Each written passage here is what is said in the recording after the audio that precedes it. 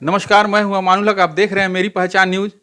आज मैं अपने दर्शकों के लिए एक काफ़ी भेवा और आज के लेटेस्ट न्यूज़ लेकर आया हूं, जो आप सुन रहे होंगे रूस और यूक्रेन की लड़ाई के बारे में, जिसको मैं अपने दर्शकों को पिछले वीडियो में भी दिखा चुका हूं। आज रूबरू वहां से लौटे हुए एक छात्र से मैं करा रहा हूं, जो पश्चिम चंपारण जिले के बेतिया के ही निवासी हैं। वो आज ही यानी शुक्रवार की रात में अपने घर निवास पे पहुंचे हुए हैं। मैं उनसे बात करूंगा और वहाँ के हालात के बारे में अपने दर्शकों को बताऊंगा कि वहाँ किस तरह की हालात है और कैसे यहाँ से जो भारतीय क्षेत्र के जो जाकर स्टूडेंट वहाँ रह रहे हैं, जो अपनी पढ़ाई पूरी कर रहे हैं, मेडिकल छात्र हैं, उनकी क्या स्थिति है और कैसी है। मैं इनकी ज़बानी सुनूंगा और आप दर्शकों तक पहुँचाने की कोशिश करूँगा। क्या नाम हुआ आपका? आदर्श राज। आदर्श जी, वहाँ कौन सी पढ़ाई आप करने के लिए गए थे यूक्रेन में? मेडिकल की। मेडिकल की। तो वहाँ कौन सा ईयर में और कौन सी जगह पे आप रहते हैं, ज़रा बताइए। मैं विनित्सा में पढ़ता हूँ, विनित्सा नेशनल मेडिकल यूनिवर्सिटी में पढ़ता हूँ। मैं थर्ड ईयर में हूँ वहाँ पे अभी। थर्ड ईयर में हूँ। जी। तो अभी जो हालात, अभी वहाँ जो जंग हो रही है रूस और यूक्रेन के बीच, और हम लोग को सुनने में आ रहा है कि यूक्रेन की स्थिति काफ़ी ख़राब है और जो भारतीय बच्चे जो वहाँ हैं वो हर जगह बंकर या कहीं कहीं फंसे हुए हैं। तो आप वहाँ के हालात के बारे में थोड़ा सा बताइए। वहाँ पे ऐसा है कि मैक्सिममली एयर स्ट्राइक होता है। वहाँ पे एयर स्ट्राइक जब होने वाला होता है तो हमें सायरन की आवाज़ आती है। जिस सायरन की आवाज़ की वजह से हम बंकर में जाके छिप जाते हैं। और जब भी नॉर्मल कंडीशन जो हमें पता चलता है सायरन के थ्रू ही कि हाँ अब नॉर्मल हो गया थोड़ा, तो हम वापस से अपने हॉस्टल में या फिर अपने अपने जगह पे जहाँ पे रहते हैं आके खाना पीना खाते हैं और फिर सायरन की आवाज़ सुनते ही हम बंकर में जाके छिप जाते हैं। तो बंकर क्या चीज़ होता है? बंकर क्या कैसा होता एक है? बेसमेंट होता है जहाँ जो पर्टिकुलरली कोलेटरल डैमेज के टाइम में बचने के लिए वो बनाया जाता है, जहाँ पे हम जाके छिपते हैं, जहाँ पे कोई अगर बॉम्बिंग वॉम्बिंग हो तो जिसकी वजह से हम बच पाएँ। तो बंकर क्या आपके कॉलेज का जी, कैंपस में होता है जी। या वो बाहर में? हाँ, वहाँ पे देखिए यूक्रेन में मैक्सिममली हर घर के नीचे, हर हॉस्टल के नीचे या फिर यूनिवर्सिटी का भी एक बहुत बड़ा बंकर है, जो कभी हम यूनिवर्सिटी में भी जाके छिपे हैं, कभी हॉस्टल के नीचे भी छिपे हैं।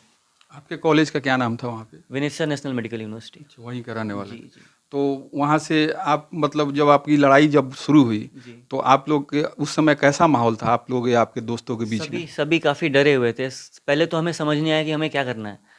पर फिर सभी बच्चे हम एक साथ थे, हम एक दूसरे को सपोर्ट कर रहे थे। फिर हमें कैसे भी हम डिसाइड किए, हमारे कंसल्टेंट थे वहाँ पे, उनसे हमने डिसाइड करा, बात करा कि हमें यहाँ से निकलना है। फिर हमने वहाँ से बस करा और हम रोमानिया बॉर्डर की तरफ निकले। रोमानिया या जी। वहाँ से यूक्रेन से कितना दूर है? ये लगभग वहाँ हम बस से गए थे, हमें 6-7 घंटे की दूरी है वहाँ पे। 6-7 घंटे की जी। दूरी, यानी दूसरा कंट्री पड़ता है वो? जी, दूसरी कंट्री है वो। दूसरी कंट्री है। जी। तो क्या आप जब वहाँ हालात जब खराब हो गया, लड़ाई छिड़ गई और दोनों देश आपस में लड़ने लगे, जी। तो क्या भारतीय क्षेत्र के जो अधिकारी थे, क्या आप लोगों से रब्ता किए कि नहीं, बातचीत कर रहे थे कि नहीं? देखिए हमारी तो कांटेक्ट कोई डायरेक्ट कांटेक्ट हुई नहीं थी इंडियन एम्बेसी से। पर हाँ, इंडियन एम्बेसी से एडवाइजरी आ रही थी कि हमें वहाँ से निकलना चाहिए। पर उन्होंने ऐसा कुछ अरेंज नहीं करा था हमें निकलने के लिए। ये हमने, मेरे कॉन्ट्रैक्टर ने या फिर हम सब ने मिल के वहाँ बस अरेंज करा और हम बॉर्डर के लिए निकले थे। मैंने अपने खर्च से और अपने ही दिमाग से जी वहाँ से बिल्कुल निकल के दूसरे जगह आप जी लोग आए। बिल्कुल, तो वहाँ से जब आप जहाँ रह रहे थे वहाँ से निकले, तो कौन सा चीज़ से निकले वहाँ से? हम लोग बस से निकले। यूक्रेन से। जी, बस से निकले। तो कितनी देर में रोमानिया पहुँचे आप? 7 घंटे। 7 घंटे। जी। तो दूसरे कंट्री में आने के बाद में आपको डिस्टर्ब नहीं किया गया वहाँ? वहाँ की हम गवर्नमेंट? दूसरे कंट्री में तो 2 दिन बाद पहुँचे। 2 दिन बाद? बॉर्डर पे पहुंचे थे 7 घंटे बाद। फिर वहाँ हमें कम से कम हर बच्चे को 20 घंटा 22 घंटा लाइन में खड़ा रहना पड़ा। उसके बाद जाके बॉर्डर से एंट्री हुई हमारी। तब एंट्री हुई है? जी। तो एंट्री होने के बाद में इंडियन जहाज़ से आप यहाँ जी, जी, एंट्री कौन सी होने जगह उतरे यहाँ पे यहाँ पे दिल्ली इंडिया उतरे। में? इंडिया में दिल्ली में। दिल्ली उतरे। तो मैं जानना चाहूँगा, अपने दर्शकों को भी बताना चाहूँगा कि जो आप लोगों ने जंग, जैसे आपके मित्र वगैरह काफ़ी और भी दूसरे भी कॉलेज में रहते जी, होंगे, जी। चाहे सुनने में आता होगा, तो वो लोग अभी, उन लोगों की क्या हालात है? जी, जो अभी कीव में थे, खार्किव में थे, वो तो निकल गए हैं। अभी भी बच्चे बाकी हैं, पर समी में बहुत सारे बच्चे बाकी हैं, इंडियन स्टूडेंट्स लगभग 1000 बच्चे बाकी होंगे, जो अभी वहाँ फंसे हैं और उनको नहीं पता कहाँ से जाना है, क्योंकि वहाँ पे लगातार बॉम्बिंग हो रहा है, फायरिंग हो रहा है और वो बाहर नहीं निकल सकते हैं, वो वहाँ पे बिल्कुल सेफ़ नहीं है। तो मैं यही रिक्वेस्ट करना चाहूँगा इंडियन एम्बेसी से, इंडियन गवर्नमेंट से, कि जितना जल्द से जल्द हो सके उनको बाहर निकाला जाए। अभी जैसे सुनने में आ रहा है, न्यूज़ भी आ रहा है, हर जगह टीवी वगैरह पे भी सुनने को मिल रहा है, चाहे जो बच्चे वहाँ से आ रहे हैं तो वो बता रहे हैं कि हमें खाने के लिए भी काफ़ी दिक्कत सा हो रहा है, पानी नहीं मिल रहा है, जैसे बंकर में छुपे हुए हैं, जी, और कोई सहायता भी नहीं मिल रहा है। ऑब्वियस तो सी बात है, अब बंकर में है वो, उनके पास जो भी खाना पीना बचा होगा वो लगातार बंकर में ही रह रहे हैं, तो जितना खाना लेके गए वो तो वो खा लिए। अब वो बंकर से बाहर निकलेंगे, कहीं मार्केट जाएंगे तभी पानी लेके आ सकते हैं। तो ये सच्चाई है कि पानी खाना नहीं मिल पा रहा है। पर इससे ज़्यादा इंपॉर्टेंट ये है कि अगर वो उन्हें खाना पानी नहीं मिल रहा है, वो सर्वाइव नहीं कर पा रहे हैं, तो गवर्नमेंट को इसके बारे में कुछ सोचना चाहिए। आप जब यहाँ से गए थे अपनी पढ़ाई पूरी करने के लिए तो उस समय का कैसा माहौल था अभी का? उस समय तो बिल्कुल नॉर्मल माहौल था। अगर माहौल ख़राब होता तो मेरे घर वाले ही नहीं जाने देते वहाँ पे, मैं खुद नहीं जाता वहाँ पे। अब कैसा महसूस हो रहा है आपको? अब तो ऐसा ही महसूस हो रहा है कि सब कुछ नॉर्मल हो जाए, क्योंकि वहाँ के लोग भी काफ़ी अच्छे हैं, काफ़ी सपोर्टिव हैं, और ये जो हो रहा है वो गलत हो रहा है, वो होना नहीं चाहिए। तो मैं तो यही चाहता हूँ पर्सनली कि ये सब कुछ नॉर्मल हो जाए, फिर से मैं वापस जाके अपनी पढ़ाई पूरा कर पाऊँ, डॉक्टर बन पाऊँ और यहाँ के अपने देश की सेवा करूँ। अच्छा ये बताइए, भारतीय जो बच्चे वहाँ जाके रह रहे हैं, ये मेडिकल की पढ़ाई पूरी कर रहे हैं, वो लगभग कितने तादाद में है यहाँ से जो जाते हैं और क्यों जाना चाहते हैं? ये देखिए, ये तो आप बहुत अच्छा क्वेश्चन पूछे कि यहाँ से मेडिकल पढ़ने कोई भी बच्चा बाहर जाता है इसलिए क्योंकि वो डॉक्टर बनना चाहता है, और यहाँ पे वो बन नहीं पाता है क्योंकि ऐसा नहीं कि उसके पे काबिलियत नहीं है, बिल्कुल है। दिक्कत ये है कि यहाँ पे मेडिकल सीट्स बहुत कम है। भारतीय क्षेत्र में? बिल्कुल, पूरे भारत में मेडिकल सीट बहुत कम है। और दूसरी बात यहाँ कि अगर हम प्राइवेट कॉलेज में जाना भी चाहते हैं तो यहाँ पे फीस बहुत ज़्यादा है, हमें करोड़ों रुपए दे के मेडिकल पढ़ना पड़ता है, जो कि मैं एक मिडिल क्लास फैमिली के से बिलोंग करता हूँ और मेरे पास 1 करोड़ रुपए नहीं है पढ़ने के लिए। तो अगर मेरे पास ऑप्शन है कि मैं 40 लाख में जाके पढ़ लूँ, तो मैं बिल्कुल ये प्रेफर करूँगा कि मैं बाहर जाके पढ़ के आ जाऊँ। उतना छोटा कंट्री होने के बाद भी वहाँ पे जैसे भारत से या और भी देश से छात्र वहाँ पहुँचते होंगे, तो वहाँ बहुत ज़्यादा सीट है और हमारा भारत देश इतना बड़ा है, तो यहाँ क्यों है? तो इसे डिफरेंस गवर्नमेंट से आप कुछ कहना चाहते हैं नहीं भारतीय? सर, ये बात यहाँ पे तो ये डिफरेंस ये है कि क्योंकि यहाँ का पॉपुलेशन बहुत ज़्यादा है, वहाँ का पॉपुलेशन कम है, तो जाहिर सी बात है कि वहाँ पे सीट ज़्यादा होंगे। और देखिए, इंडिया ऐसा कंट्री है ना जहाँ पे लोग स्टेटस देखते हैं। मेडिकल इंजीनियरिंग जो लोग कर रहा है, जो लोग बैंकिंग कर रहा है, उसको ज़्यादा मान्य सम्मान मिलता है। लेकिन फॉरेन में अगर आप जाइए तो वहाँ पे छोटा छोटा काम भी सब बराबर है, सब बराबर है। यहाँ पे ऐसा नहीं कि मेडिकल जो कर रहा है उसके लिए ज़्यादा इज्जत है, ऐसा नहीं है। तो वहाँ पे हर प्रोफेशन को अच्छा माना जाता है, इसलिए वहाँ पे सीट्स भी ज़्यादा हैं।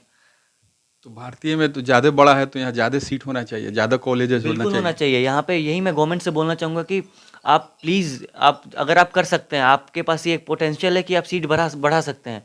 यहाँ इतना बड़ा कंट्री है, अगर आप सीट बढ़ा देंगे तो हम किसी भी स्टूडेंट को ये नहीं चाहता है कि कोई बाहर जाके पढ़ाई करे, अपनी फैमिली छोड़ के और बाहर रहे।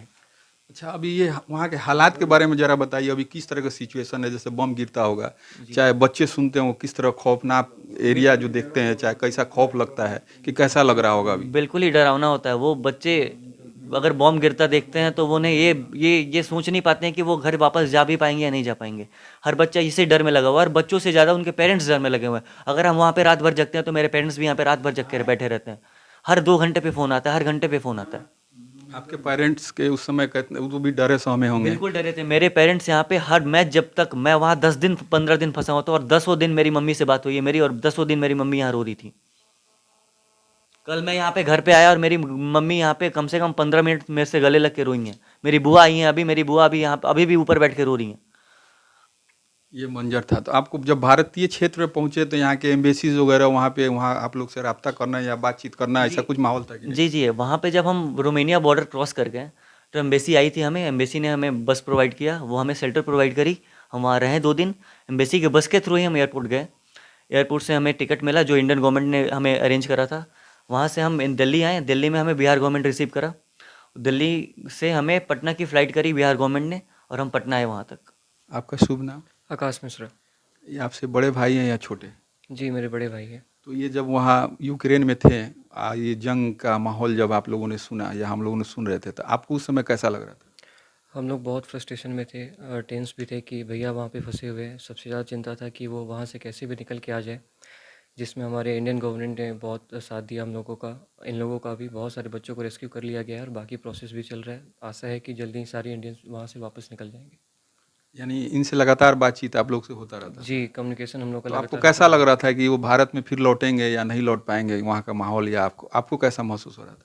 हम लोग काफ़ी आपके घर डरे का हुए है? थे। हम लोग काफ़ी डरे हुए थे। हमारी मम्मी, हमारे पापा, हमारे पूरे फैमिली मेम्बर्स बहुत डरे हुए थे। हम लोग पिछले 7 दिन 8 दिन ठीक से सो भी नहीं पाए थे टेंशन की वजह से। लेकिन अभी हम लोग के साथ हमारे भैया आ गए हैं, जैसा कि आप लोग देख भी रहे हैं। तो हम लोग बहुत खुश हैं कि हमारे भैया आ गए। हम चाहेंगे कि वैसे भी जिसके भी बड़े भाई बेटा जो भी फंसा हुआ है वो भी बहुत जल्दी इंडिया वापस आ जाए। आपको कैसा लग रहा है घर पहुँच के? ये बहुत अच्छा लग रहा है। बहुत अच्छा लग रहा है। आपको खुश देख के काफ़ी दिनों बाद बहुत अच्छा लगा। अच्छा एक चीज़ बताइए, वहाँ भी हर देश से छात्र पढ़ते हैं, तो कौन कौन सा देश से विशेष तौर पर वहाँ स्टूडेंट पहुँचते हैं और पढ़ाई करते हैं? हर तरह के लोग आए, India, Pakistan, Bangladesh, China, Afghanistan, Morocco, हर तरह से लोग आए हुए हैं। हर तरफ से रहते हैं, तो वहाँ का माहौल, वहाँ के लैंग्वेज आपको समझ में आती है? जी बिल्कुल, वहाँ जाने के बाद एक कॉमन लैंग्वेज है यूक्रेनियन, जो हमें सीखना होता है, जो 3 साल तक हमारी पढ़ाई होती है। तो हम वहाँ यूक्रेनियन सीखते हैं कि हम एक दूसरे से कम्युनिकेट कर पाएँ। आपसे बातचीत कर पता चला कि वहाँ के हालात क्या है और आप लोगों के ऊपर जो भी समय जो बीता वो किस तरह का हालात था।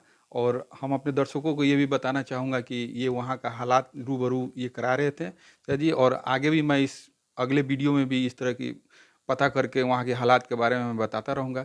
चलिए, मैं इस अपने वीडियो को यहीं विराम देता हूँ। इसी के साथ धन्यवाद। देखते रहिए, लगातार बने रहिए हमारे साथ। मैं यूक्रेन और रूस के बारे में लगातार अपने दर्शकों को बताता रहूँगा। इसी के साथ धन्यवाद, नमस्कार।